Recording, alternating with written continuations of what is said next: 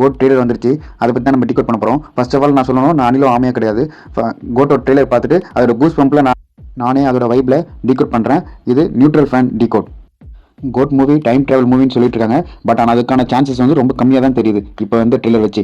ஏன்னா 3 விஜயும் ஒரே ஏஜில் இல்லை, வேற வேறு ஏஜில் இருக்காங்க. ஸோ ஒரே டைம் லைன், பட் வேற வேறு ஏஜ் குரூப் காட்டுறதுக்காக டிஏஜிங் பண்ணிருக்காங்க.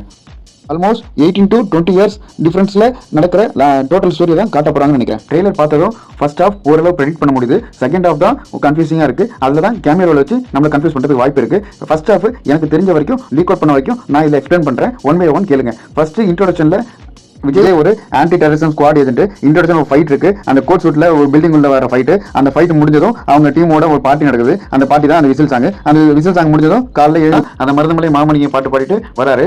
தென் நெக்ஸ்ட் அசைன்மெண்ட் கொடுக்குறாங்க. அது எங்கன்னா பேங்காங்ல. பேங்காங்க்கு ஸ்னேகா, தென் அவனோட குட்டி பையன் 5 to 6 இயர்ஸ் பையனை